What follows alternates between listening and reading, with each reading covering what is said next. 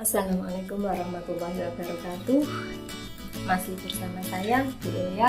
Kali ini kita akan mempelajari bersama materi yang pertama, yaitu limit fungsi trigonometri. Sudah siap ya?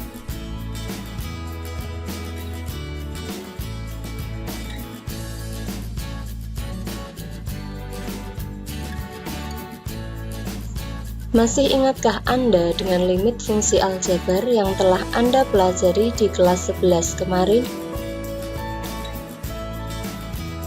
Jika FA terdefinisi, maka limit Fx untuk X mendekati A sama dengan FA. Limit fungsi trigonometri. Yang pertama, tentang pengertian. Pandang bahwa fungsi f memetakan x ke fx, di mana fx adalah fungsi trigonometri.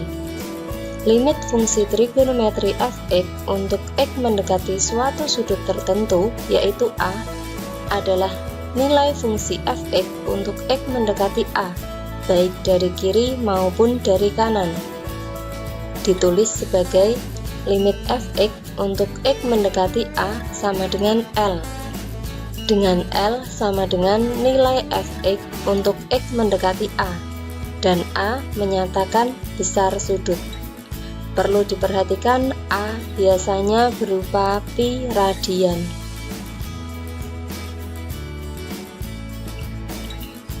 Perhatikan grafik fungsi trigonometri Fx sama dengan sin X berikut. Nah, di sini ditampilkan grafik fungsi Fx sama dengan sin X. Untuk X mendekati 90 dapat diperhatikan garis merah, maka Fx bernilai 1. Dengan demikian dapat dituliskan sebagai limit Fx untuk X mendekati pi per 2 sama dengan limit sin X untuk X mendekati pi per 2 sama dengan sin pi per 2 sama dengan 1. Kesimpulan, sifat limit fungsi trigonometri, limit fx untuk x mendekati A sama dengan fa, dengan fx merupakan fungsi trigonometri. Hal-hal yang perlu diperhatikan, hindari bentuk 0 per 0. Jadi ketika dalam perhitungan limit diperoleh nilai 0 per 0, maka kita harus mencari solusi yang lain. Bentuk yang diperbolehkan adalah 0 per P sama dengan 0 dan P per 0 sama dengan tak hingga, dengan P tidak sama dengan 0.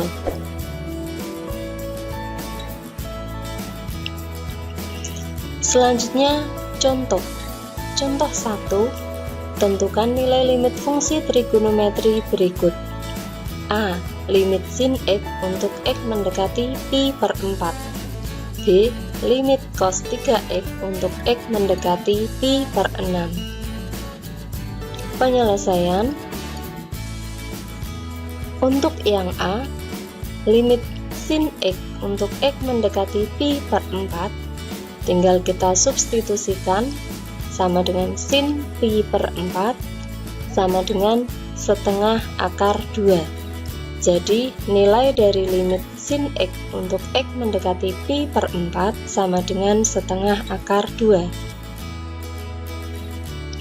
Untuk yang B, limit cos 3X untuk X mendekati pi per 6, ini juga tinggal substitusikan sehingga sama dengan cos 3 kali pi per 6 sama dengan cos pi per 2 sama dengan 0. Jadi nilai dari limit cos 3X untuk X mendekati pi per 6 sama dengan 0.